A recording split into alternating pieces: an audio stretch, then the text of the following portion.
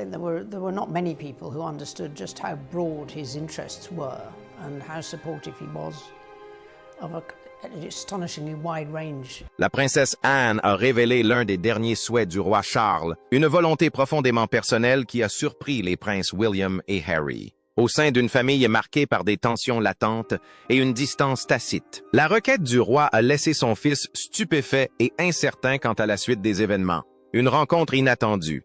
Dès l'arrivée du prince Harry seul à Windsor, la tension n'était palpable. L'absence de Meghan n'est pas passée inaperçue, suscitant des murmures parmi le personnel avant même le début de la réunion.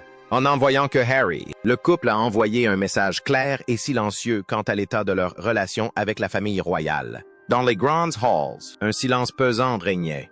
Le roi Charles avait convoqué tous ses subordonnés, mais l'atmosphère était chargée de non-dits. La sécurité avait également été renforcée, signe évident que cette réunion dépassait largement le cadre des simples politesses familiales. La véritable surprise? Charles, qui prenait habituellement la parole en famille, avait choisi de garder le silence. C'est donc la princesse Anne qui fut chargée de transmettre son message. Et même si l'on se doute plus ou moins que cela pourrait arriver, on n'y pense pas vraiment. Notamment parce que la monarchie est synonyme de continuité.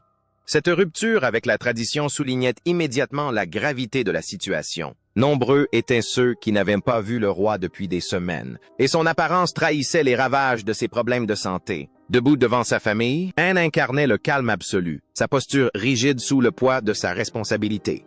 Lorsqu'elle prit la parole, ses mots transpercèrent la tension palpable comme un couteau brûlant. Il ne s'agissait pas d'une simple annonce royale, mais d'un bouleversement majeur pour l'avenir de la monarchie. Ce qui devait être une transition progressive s'accélérait désormais. La monarchie, semble-t-il, subissait une refonte complète. Le visage de William trahissait son choc face à l'ampleur de la tâche qui lui était confiée. Le calendrier de son ascension avait été considérablement raccourci. Ce qui était censé prendre des années se réduisait désormais à quelques mois. Harry et Marge pressentaient le changement irréversible qui s'était opéré. Leurs regards se croisèrent un instant, une compréhension tacite s'établissant entre eux, malgré la distance qui s'était installée. Quelques instants plus tard, des disputes éclatèrent. Le prince Edward, d'ordinaire si conciliant, se retrouva pris au piège des tensions familiales grandissantes. Même Camilla, d'ordinaire si réservée sur les questions familiales, a exprimé ses inquiétudes face à la rapidité des changements. Chacun peinait à comprendre cette transformation soudaine. Mais Charles n'avait pas pris cette décision à la légère. Sa santé déclinait et il savait que l'avenir de la monarchie dépendait de cette restructuration. Les années de scandales, de méfiance du public et de divisions internes avaient atteint un point critique. Anne avait été choisi avec soin, après mûre réflexion, pour transmettre ce message. Affaibli, Charles avait passé d'innombrables nuits blanches à peaufiner et remanier l'annonce, ne consultant que ses conseillers les plus fidèles. Au sein de la famille royale, Anne était connue pour sa franchise, un trait de caractère qui la mettait parfois en porte-à-faux avec la préférence de la monarchie pour la diplomatie. Mais en ce moment précis, son approche directe était exactement ce dont Charles avait besoin. Dans une famille où les vérités dérangeantes étaient souvent dissimulées sous des cérémonies, Anne était la seule personne en qui il pouvait avoir confiance pour parler franchement. Lorsqu'elle eut terminé, une longue silence s'installa. Même le personnel présent dans la pièce sembla retenir son souffle. Le poids de siècles de tradition semblait prêt à s'effondrer à tout moment. Le projet de Charles ne se limitait pas à la transmission du trône. Il s'agissait de repenser entièrement la place de la monarchie dans le monde moderne. Face à une popularité en berne et à la montée du sentiment républicain dans les pays du Commonwealth, Charles savait que l'institution ne pouvait poursuivre sur sa lancée.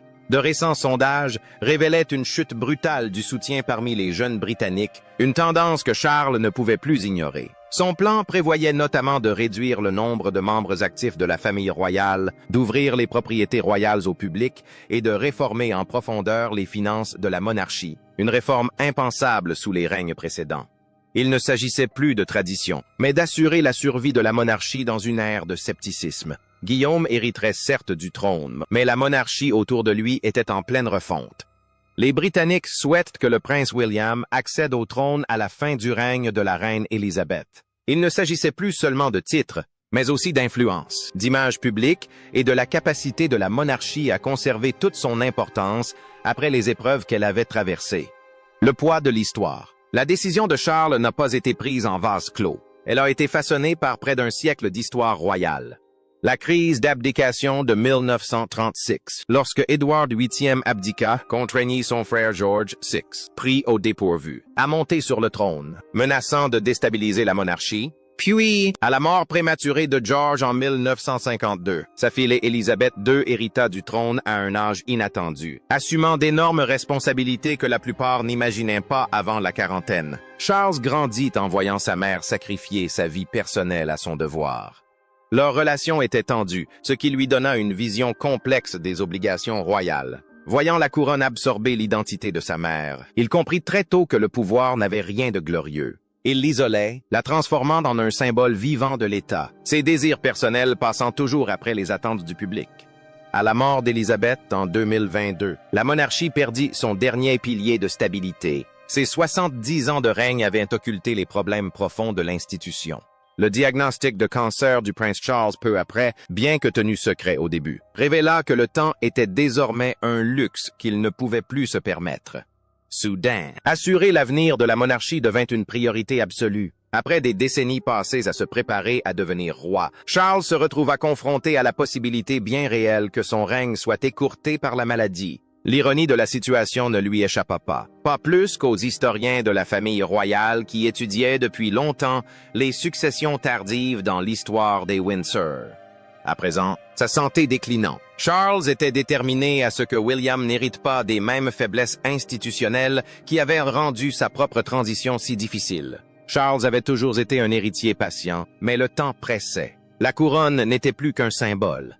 Elle était fragile et nécessitait d'être protégée des critiques extérieures et des luttes intestines. Chaque apparition publique exigeait une préparation médicale, avec des médecins toujours prêts à intervenir. Charles avait étudié les monarchies européennes et le chaos qui s'ensuivait, provoquant des abdications précipitées. Il ne voulait pas reproduire leurs erreurs. Ses décisions visaient la survie de l'institution, et non sa propre gloire. Il a mis en place de nouvelles mesures de transparence financière, lancé des discussions sur la restitution des objets royaux aux anciennes colonies et entreprises, la transformation de certains domaines royaux en logements sociaux, autant de mesures inimaginables sous les monarques précédents. En coulisses, William et Kate assumaient discrètement davantage de responsabilités. Selon certaines sources, William recevait désormais les boîtes rouges du gouvernement aux côtés de son père, un transfert de pouvoir progressif mais clair. Le prince William est parfaitement apte à assumer une éventuelle fonction suprême. L'implication de William dans les réunions avec le premier ministre et les dirigeants internationaux s'intensifiait. Il était préparé, étape par étape, à assumer le poids de la couronne. Kate, quant à elle, s'est naturellement imposée au centre de la hiérarchie, sans cérémonie ni annonce officielle. Là où Diana avait peiné à supporter les contraintes de la vie royale et où Meghan les avait finalement rejetées, Kate a fait preuve d'une remarquable capacité d'adaptation.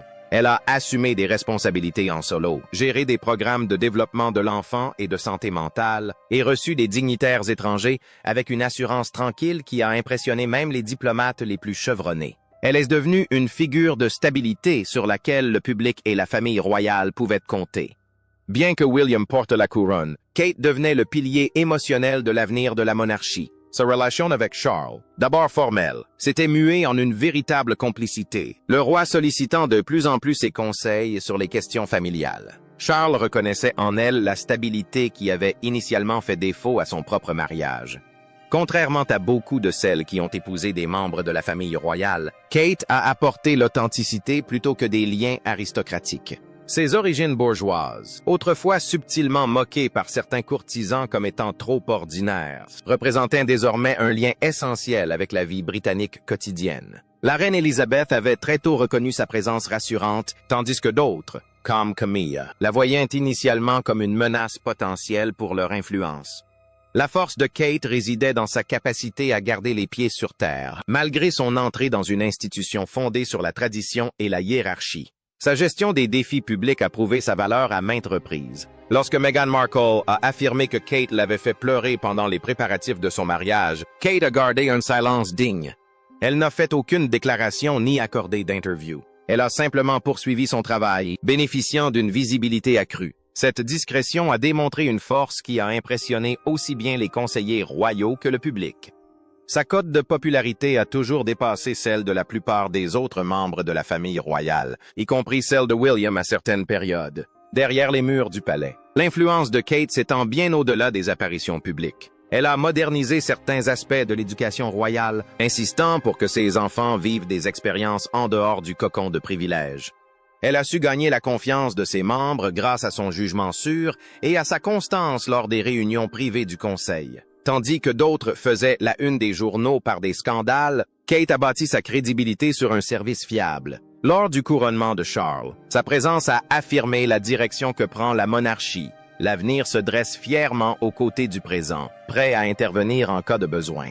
Sa relation avec les jeunes membres de la famille royale, notamment la princesse Charlotte et le prince Louis, a fait d'elle le pilier émotionnel de la famille. Le personnel rapporte que même les corgis de la reine, réputés pour leur sélectivité affective, apprécient sa présence. Dans une structure familiale souvent critiquée pour sa froideur, Kate a su instaurer des pratiques parentales plus chaleureuses, tout en respectant les traditions. La monarchie fait l'objet d'un examen sans précédent à l'ère numérique. Les réseaux sociaux ont transformé l'interprétation des actions royales. Chaque apparition est analysée par des millions d'internautes. Les experts en relations publiques rattachés au palais surveillent désormais en permanence l'opinion publique en ligne et fournissent des rapports quotidiens sur la perception des activités royales.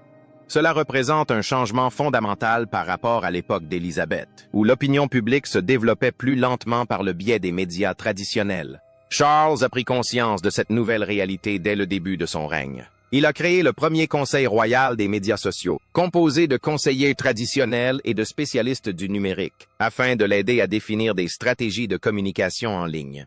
Malgré les réticences initiales de certains courtisans plus âgés, cette approche a permis à la monarchie de réagir plus efficacement aux controverses avant qu'elles ne dégénèrent. Le prince Harry, quant à lui, reste tiraillé entre deux mondes.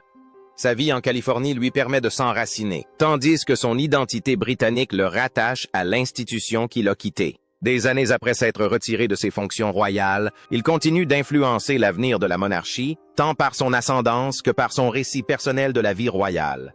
Malgré les déclarations publiques soigneusement élaborées sur l'amour familial, la relation entre Harry et William reste profondément dégradée. Ils n'ont pas eu de véritable conversation depuis des années et les tensions se sont exacerbées après l'interview de Harry et Meghan par Oprah Winfrey, qui a révélé des discussions familiales privées concernant la couleur de peau potentielle de leurs enfants. Les mémoires de Harry, Spare, ont encore creusé le fossé, avec des révélations sur des altercations physiques entre les frères et des portraits peu flatteurs de William et Kate. Le personnel du palais, qui a servi les deux frères, rapporte que William refuse de parler de Harry en privé, changeant immédiatement de sujet dès que son nom est mentionné. Des rumeurs persistent, selon lesquelles Harry aurait préparé d'autres révélations, mais ne les aurait pas encore publiées. Des sources proches des Sussex laissent entendre que des chapitres entiers ont été retirés de Spare avant sa publication, sur les conseils de leurs avocats.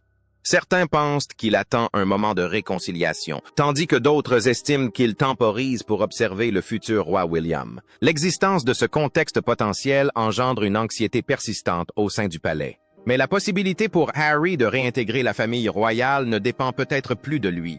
Ce pouvoir repose de plus en plus sur William, dont la position se renforce au gré des fluctuations de la santé de Charles. La dynamique a profondément changé. Harry ne peut plus se fier à son père comme autorité suprême quant à son statut.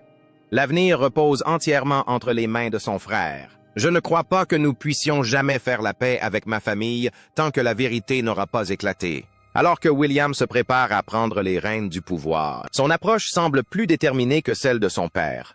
Alors que Charles encaissait les conflits familiaux en silence, souvent en intériorisant le stress, William semble prêt à établir des limites et des attentes claires. Selon des sources proches du palais, l'un de ses premiers actes en tant que roi pourrait être de retirer officiellement à Harry et Meghan leur titre d'altesse royale, qu'ils ont conservé mais auquel ils ont renoncé en se retirant de leurs fonctions royales. William estime que la monarchie a besoin d'une définition plus précise de ses représentants dans un paysage médiatique où toute déclaration peut être relayée à l'échelle mondiale. Ceux qui choisissent de quitter l'institution ne devraient pas conserver de titres liés à celle-ci. Cette position s'est durcie lorsque Meghan a récemment été qualifiée de Altesse royale, dans un message republié par un diplomate étranger, malgré les accords de ne pas utiliser ce titre. Pour William, cela a mis en lumière la confusion persistante quant à leur statut et la nécessité de définir des limites plus claires. Un autre défi majeur auquel la monarchie est confrontée concerne ses relations avec les pays du Commonwealth. Sous le règne d'Élisabeth I, sa popularité a contribué à maintenir ces liens, même lorsque de nombreuses anciennes colonies ont réévalué leurs relations avec la Grande-Bretagne. Depuis sa mort, plusieurs nations caribéennes ont entamé des procédures officielles pour destituer le monarque britannique de ses fonctions de chef d'État, suivant l'exemple de la Barbade en 2021. Charles a abordé cette question avec pragmatisme plutôt qu'avec résistance. Il a reconnu en privé que cette évolution était inévitable et potentiellement bénéfique. Au lieu de lutter pour conserver des positions de leadership symboliques, sa stratégie s'est concentrée sur la transformation de ses relations en partenariats significatifs fondés sur des intérêts communs plutôt que sur une obligation historique. Cette approche a surpris nombre de ceux qui s'attendaient à ce qu'ils défendent plus ardemment les rôles traditionnels. William a joué un rôle central dans la mise en œuvre de cette nouvelle vision. Ses tournées dans les pays du Commonwealth privilégient désormais les initiatives climatiques, les partenariats éducatifs et les échanges culturels plutôt que les obligations cérémonielles.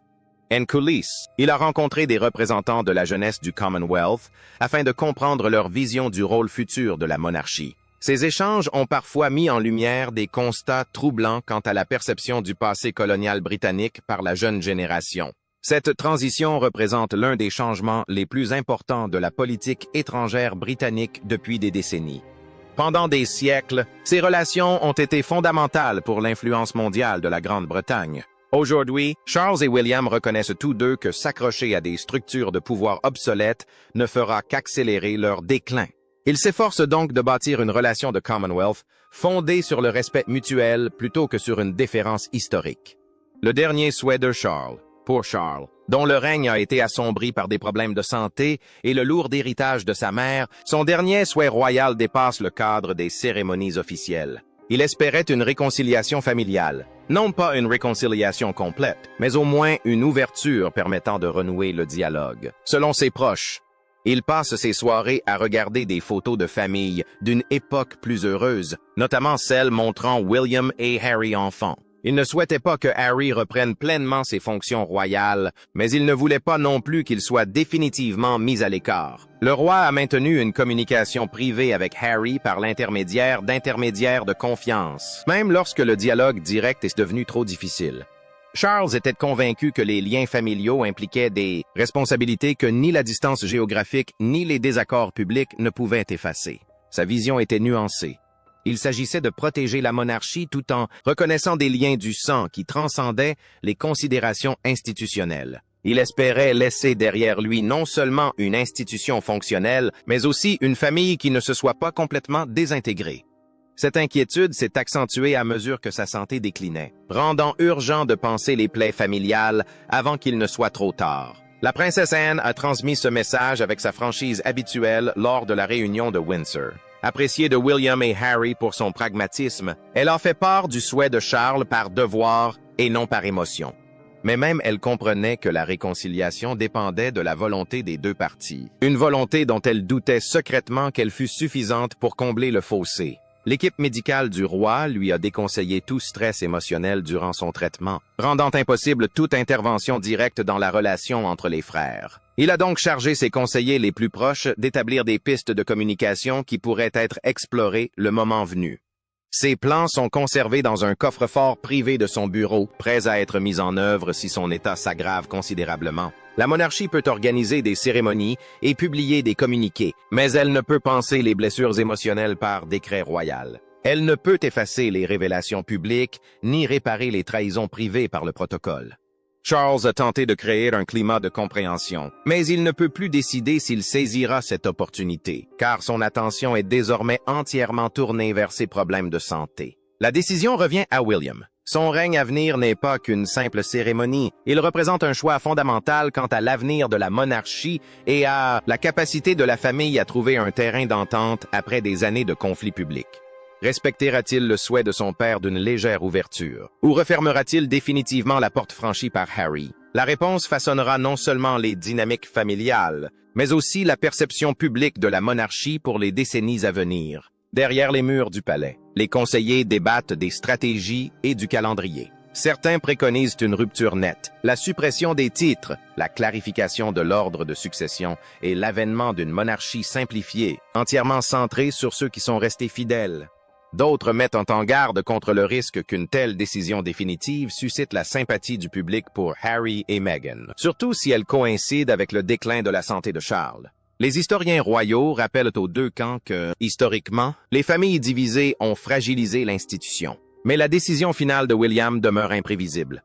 Ses proches témoignent d'une confiance accrue en son jugement et en sa capacité à prendre des décisions difficiles. Le dernier message de Charles n'était pas une simple requête. Il mettait à l'épreuve la vision de William pour l'avenir de la monarchie et son aptitude à concilier les besoins institutionnels et les liens familiaux. L'identité moderne de la monarchie. Le roi Charles a hérité de bien plus qu'une couronne. Il a hérité d'une monarchie tiraillée entre tradition et transformation. L'institution, jadis définie par le cérémonial et le silence, se trouve désormais confrontée à un monde où la visibilité est primordiale et où le silence est souvent perçu comme de l'indifférence. Charles en est conscient. Contrairement à ses prédécesseurs, il n'est pas monté sur le trône subitement. Il a attendu des décennies, observant l'évolution de l'opinion publique, l'effondrement des institutions et apprenant ce qu'aucun roi avant lui n'avait eu à apprendre. Comment gouverner à une époque où le leadership lui-même est remis en question? Dès le début de son règne, Charles a clairement indiqué que sa monarchie ne serait pas un spectacle. Ce sera une approche simplifiée, réfléchie et plus en phase avec le contexte social. Sa vision a toujours inclus une famille royale plus restreinte, moins d'apparitions publiques, moins de membres actifs de la famille royale et moins de rôles financés par les contribuables. Il ne s'agit pas simplement d'une mesure d'économie. Il s'agit d'une tentative de rétablir la confiance en faisant preuve de retenue et de pertinence. La reine Élisabeth II était un symbole de continuité. Charles, en revanche, souhaite incarner l'adaptation. Il constate que la société a changé. Les gens exigent de la transparence. Ils contestent le pouvoir hérité. Ils remettent tout en question, de la richesse aux traditions. Charles comprend que la monarchie moderne doit non seulement survivre à ces interrogations, mais aussi prouver sa valeur par ses actes et ses réformes. Il s'agit d'un équilibre délicat entre le respect du passé et l'adaptation aux nouvelles attentes du public.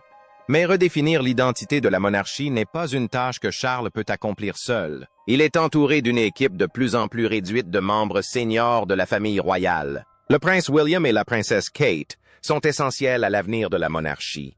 Ils suscitent la sympathie du public et l'attention internationale. Cependant, les récents problèmes de santé de Charles et Kate ont entraîné une baisse de leur visibilité et une augmentation de leur charge de travail. À l'ère des médias, l'absence est vite synonyme de vulnérabilité.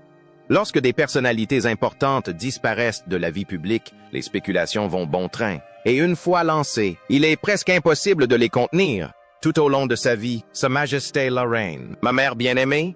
C'est pourquoi Charles a discrètement fait de la gestion des médias une priorité. Il n'a pas déclaré la guerre à la presse, mais il a instauré de nouvelles règles. Sous son impulsion, les engagements royaux sont plus courts, plus ciblés et plus sélectifs. Les photographes ne circulent plus librement.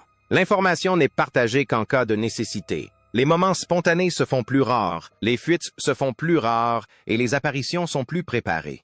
Il ne s'agit pas d'un recul, mais d'une stratégie visant à préserver l'image de la famille royale tout en maintenant sa dignité. Charles est conscient que la monarchie ne maîtrise plus le récit national de facto.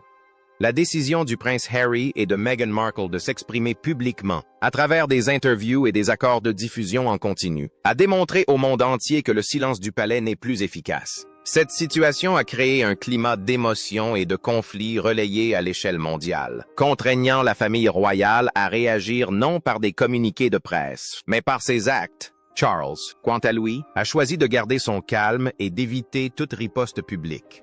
Mais en privé, il réorganise la manière dont la monarchie gère son image publique. Dans cette nouvelle stratégie, la maîtrise et la prudence sont essentielles. Les relations de la famille royale avec les médias ont été transformées. Charles a approuvé des audits internes des communications et un accès restreint aux informations confidentielles. Selon certaines sources, la surveillance des fuites serait renforcée et les relations avec la presse seraient encadrées de manière plus directe. Ce changement, bien que discret, marque une évolution des rapports de force. Le roi n'est plus seulement une figure cérémonielle. Il est le dernier maître de l'image publique de la monarchie. Mais la prudence a un prix. Plus la famille reste discrète, plus les spéculations vont bon train. De nos jours, le mystère n'inspire pas l'admiration, mais le doute. Le roi s'efforce de préserver le prestige de l'institution sans paraître distant ni indifférent. C'est peut-être là l'aspect le plus délicat de sa fonction. Rester présent sans trop s'exposer. Jusqu'à présent, l'approche de Charles est restée cohérente. Il modernise par la discipline, non par le spectacle. Il redéfinit l'identité de la monarchie en réduisant sa taille et en renforçant son contrôle. Il ne recherche pas la popularité, mais la légitimité. Selon lui, la légitimité doit découler de la responsabilité, non du charme. Cette version de la monarchie ne plaira peut-être pas à tous. Elle est plus discrète, plus prudente et plus contrôlée que jamais. Mais pour Charles, il ne s'agit pas de performance. Il s'agit de préparer l'institution à vivre à une époque où plus rien n'est sacré et où tout est public. Alors que William s'apprête à accéder au trône, une seule décision pourrait changer à jamais le cours de la monarchie. Qu'en pensez-vous? William devrait-il respecter les dernières volontés de son père ou adopter une position plus ferme pour préserver la stabilité de la couronne? Faites-nous part de votre avis dans les commentaires.